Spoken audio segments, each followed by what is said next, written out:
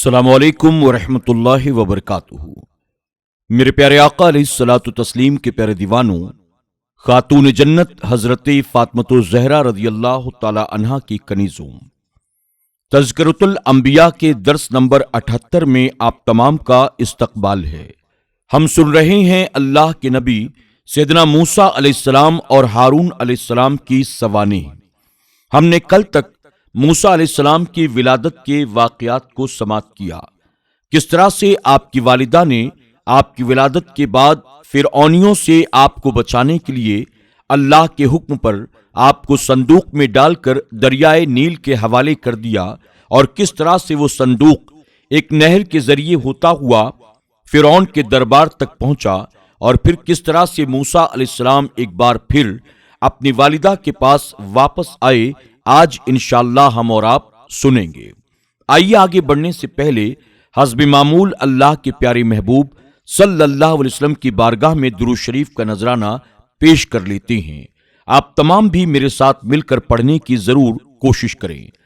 الصلاۃ والسلام علیک یا رسول اللہ، الصلاۃ والسلام علیک یا حبیب اللہ، الصلاۃ والسلام علیک یا نبی اللہ، وعلی آلک واصحابک یا نور اللہ، صلی اللہ تعالی علیہ وسلم۔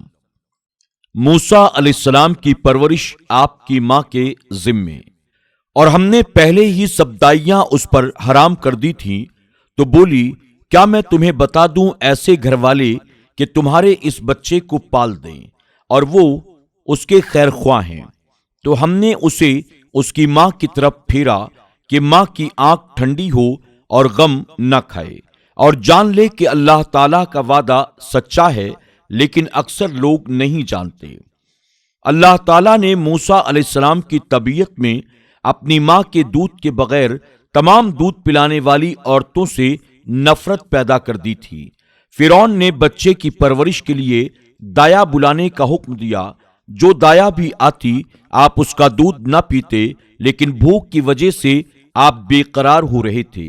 فرعون بھی اپنی زوجہ آسیہ کی وجہ سے بچے کی حالت سے فکر مند تھا، بچے کو گود میں لے کر تسلیاں دے رہا تھا اور کہہ رہا تھا کہ کاش کوئی ایسی دایا مل جائے جس کا دودھ یہ بچہ پینا شروع کر دے۔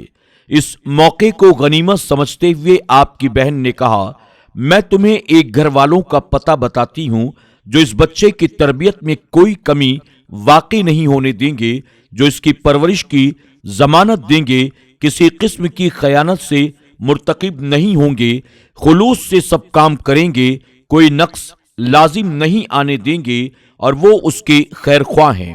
جب موسیٰ علیہ السلام کی بہن نے یہ کہا کہ وہ اس کی خیر خواہ ہیں، تو حامان نے کہا کہ یہ اس بچے کے خاندان کو جانتی ہے، اسے پکڑ لو تو خود بچے کے گھرانے کا پتہ چل جائے گا۔ تو اس وقت موسیٰ علیہ السلام کی بہن نے کہا، میرا مطلب یہ ہے کہ اس گھر کے لوگ بادشاہ کے خیر خواہ ہیں، اس بچے کے خیر خواہ میں نے نہیں کہا، چونکہ وہ خاندان نبوت کی لڑکی تھی، اس کی ذہانت اسی قابل تھی۔ اس نے نہایت حسین جواب دے کر اپنے آپ کو اور اپنے بھائی کو بچا لیا۔ اس کے اس جواب کو سن کر فرعون نے کہا، اچھا تم اس عورت کو لے آؤ جس کے متعلق تم کہہ رہی تھی۔ تو وہ اپنی ماں کے پاس آئی اور انہیں لے گئی۔ موسیٰ علیہ السلام فرعون کے ہاتھوں میں تھے اور پیاس کی وجہ سے بے قرار تھے، وہ آپ کو تسلیاں دے رہا تھا۔ جب ہی آپ کی والدہ پہنچی تو ماں کی خوشبو کو سونگھ کر فوراً ماں کی طرف لپکے اور دودھ پینا شروع کر دیا۔ فرعون نے بڑے تعجب سے پوچھا، تم کون عورت ہو کہ اس بچے نے تمہارا دودھ پسند کیا؟ حالانکہ کتنی ہی دایا ہم نے طلب کی، کسی کا دودھ اس نے نہیں پیا۔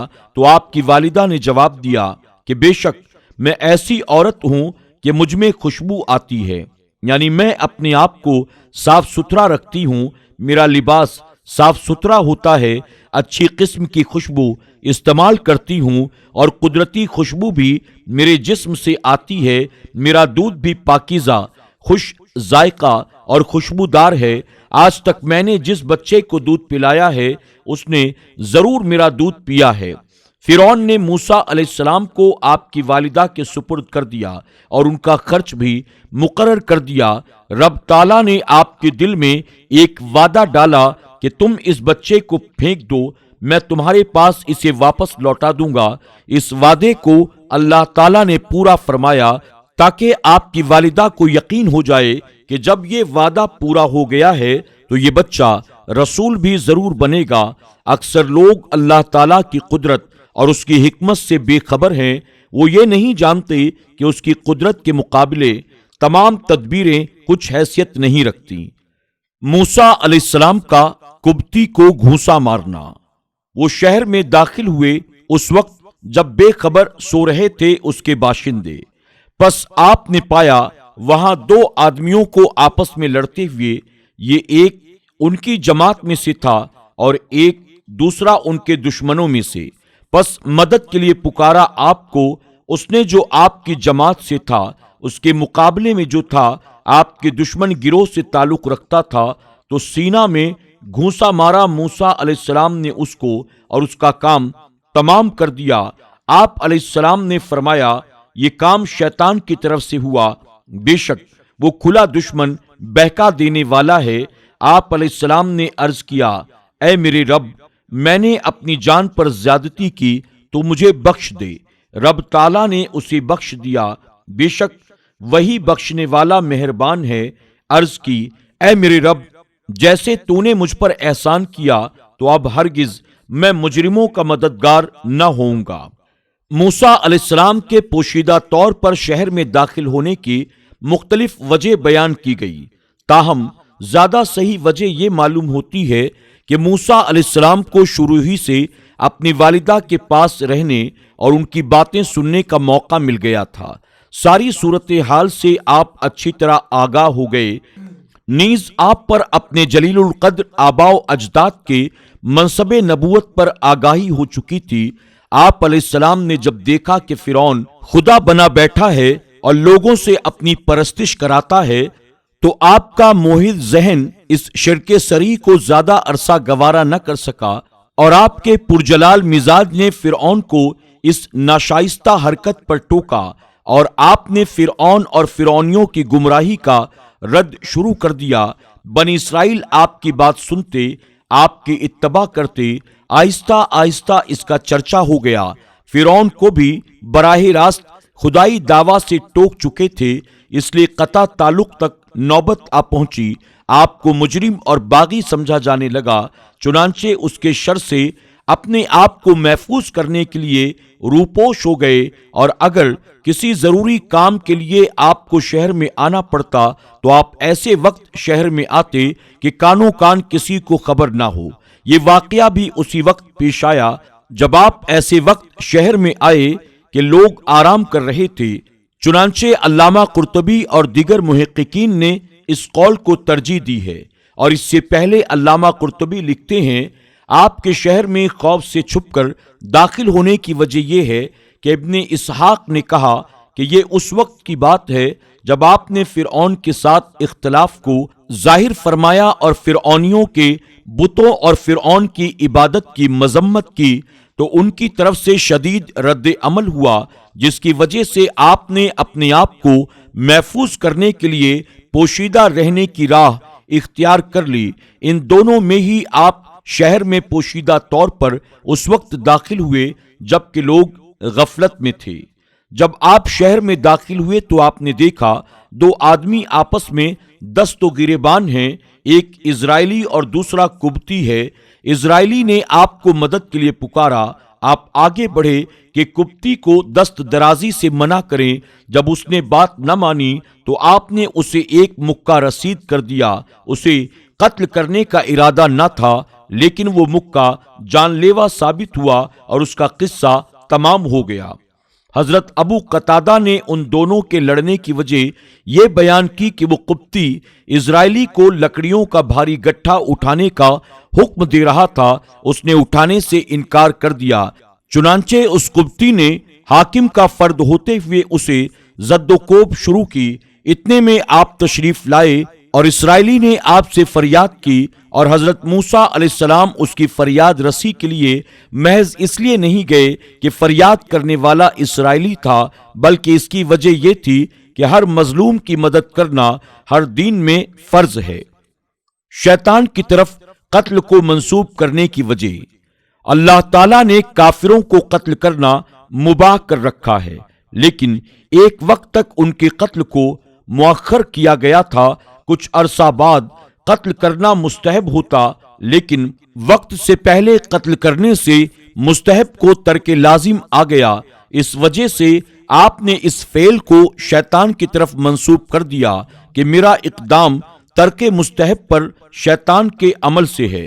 دوسری وجہ یہ ہے کہ آپ کا اشارہ مقتول کے عمل کی طرف تھا، اپنے عمل کی طرف نہ تھا، نہ ہی آپ کا مطلب یہ تھا۔ یہ شخص جو قتل ہو گیا ہے، اس کے کام ہی شیطانی تھے، کیونکہ اللہ تعالیٰ کے احکام کا مخالف تھا، اس لیے یہ قتل کا مستحق تھا۔ تیسری وجہ یہ تھی کہ آپ نے عمل کا معنی لشکر اور گروہ لیا۔ آپ کے ارشاد کا مقصد یہ تھا کہ قتل ہونے والا شخص شیطانی لشکر اور شیطانی گروہ سے ہے۔ عام طور پر عربی محاورہ فلا من المش شیطان کہا جاتا ہے، جس کا معنی یہ لیا جاتا ہے کہ وہ شخص شیطانی گروہ سے ہے۔